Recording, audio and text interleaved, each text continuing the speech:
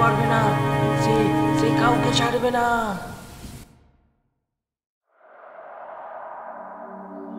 গল্প শুরু করার আগে আমার প্রিয় শ্রোতা বন্ধুদের ভালোবাসা ও সহযোগিতা একান্তভাবে কাম্য করি। একটি লাইক ও চ্যানেলটি সাবস্ক্রাইব করে পাশে থাকার অনুরোধ রাখলাম। শুরু করছি হাড় হিম করা দুটি সত্যি ভূতের ঘটনা।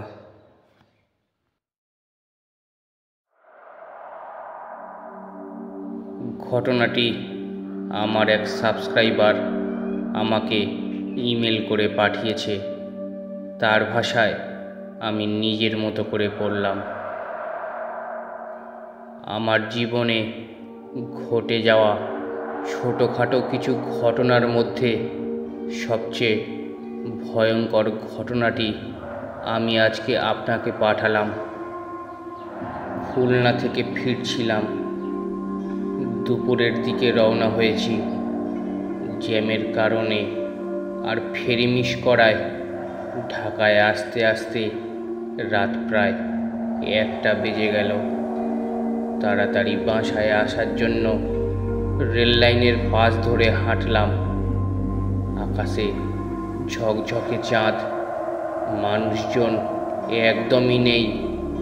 কিছু দূর আগানোর পরে একটা গাছের নিচে দেখলাম কয়েকজন মানুষ নাড়াচাড়া করছে। আর একটু এগোতে স্পষ্ট দেখলাম মানুষগুলোকে। নিজের চোখকে বিশ্বাস করতে পারছিলাম না। দেখলাম অর্ধেক অর্ধেক শরীর কাটা কিছু মানব দেহ গড়াগড়ি করছে। কয়েকটার গলা শরীর থেকে আলাদা, কয়েকটার শরীর 4-5 খণ্ড। তারা সবাই খুব কষ্ট করে টেনে টেনে নিজেদের শরীর রেল লাইনের দিকে নিয়ে যেতে চাচ্ছিল। আমার মাথা ঘুরে গেল এই দৃশ্য দেখে। আকাশে স্পষ্ট চাঁদের আলো, পরিষ্কার করে দেখলাম সব। সাথে সাথে আল্লাহ আকবর বলে এক চিৎকার দিয়ে পেছনে ঘুরে দৌড় মারলাম। তাড়াতাড়ি বাসের কাউন্টারে এসে দেখি কিছু মানুষ এখনো বসে আছে। তাদের সাথে রাতটা কাটিয়ে দিলাম। পরদিন সকালে বাসায় ফিরে সবাইকে বললাম এই কথাটা। আমার ছোট মামা একজন ট্রেনের টিটি। উনি বললেন ট্রেনের রাস্তার পাশে নাকি অনেক সময় এমন কিছু দেখা যায়। মাঝে মাঝেই ট্রেন চালক বা এদের সাথে মানুষরাও অনুভব করেন এদের অস্তিত্ব। হতে পারে এরা ট্রেনে কাটা পড়ে অকালে মরে যাওয়া মানুষগুলো, যাদের আত্মার শান্তি হয়নি। দ্বিতীয় সত্য ঘটনাটি মানিকগঞ্জের একটি উপজেলার।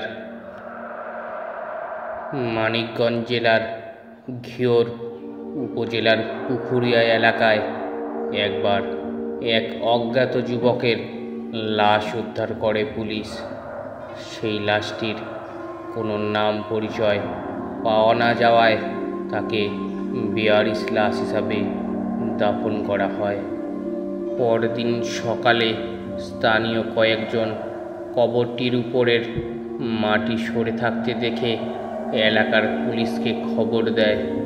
পুলিশ এসে তাদের লোক নিয়ে কবর খুঁড়ে দেখে কবরটি ফাঁকা এবং সেখানে শুধু কাফনের কাপড় পরে আছে। এই ঘটনার পর থেকে স্থানীয় মানুষের অনেক গরু ছাগল খুব দ্রুত কোনো কারণ ছাড়াই মারা যেতে লাগলো। এমন অদ্ভুত রোগ কেউ কখনো দেখেনি। তাদের গরু ছাগলগুলো খামারে মরে থাকতো এবং গায়ে কোনো রক্ত থাকতো না। কেউ যেন রক্ত চুষে নিয়েছে সেগুলোর গা থেকে। ভয়ে অনেক গৃহস্থ সেই এলাকার গরু ছাগলগুলো বিক্রি করে দেয়। এই এলাকার স্থানীয় কৃষক বাচ্চু মিয়া একবার নিজের খামারে অদ্ভুত শব্দ পেয়ে উঁকি দেয়। তখন সন্ধ্যা মাত্র হয়েছে, তাই ফাঁক ফোকর দিয়ে খামারে আলো পড়ছে খানিকটা। সেই আলোতে তিনি দেখলেন তার একটা গরু মরে পড়ে আছে এবং তার উপর এক অদ্ভুত মানুষরূপী প্রাণী চেপে বসে আছে। সেই প্রাণীটি ওই গরুর গলায় কামড় দিয়ে ধরে যেন রক্ত খাচ্ছে। ভয়ে বাচ্চু মিয়ার গলা দিয়ে আঁতকে ওঠার শব্দ বের হয়। সাথে সাথে ওই বস্তুটি বাচ্চু মিয়ার দিকে চোখ তুলে তাকায়। খানিকটা অন্ধকারেও সেই বস্তুর চোখ থেকে নীল আলোর মতো বের হচ্ছিল। এরপর তা খুব দ্রুত খামারের পাশের জানালা দিয়ে বের হয়ে পাশের ক্ষেতের মধ্যে ঢুকে পড়ে। বাচ্চু মিয়ার ভাষ্য মতে ওই বস্তু মানুষের মতোই দৌড়াচ্ছিল, তবে খুব দ্রুত। প্রায় চোখের পলকে হারিয়ে যায় বস্তুটি। ওই দিনের পর থেকে ওই গ্রামে আর কোনো গৃহপালিত পশু মরার কথা শোনা যায়নি। গল্প দুটি সত্যি ঘটনা অবলম্বনে। কেমন লাগলো অবশ্যই কমেন্ট করে পাঠান, আর ভালো লাগলে অবশ্যই চ্যানেলটি সাবস্ক্রাইব করে নিন।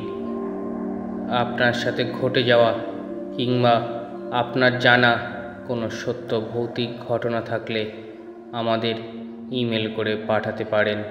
আমি আপনাদের ঘটনাটি পড়ে শোনাবো। ধন্যবাদ।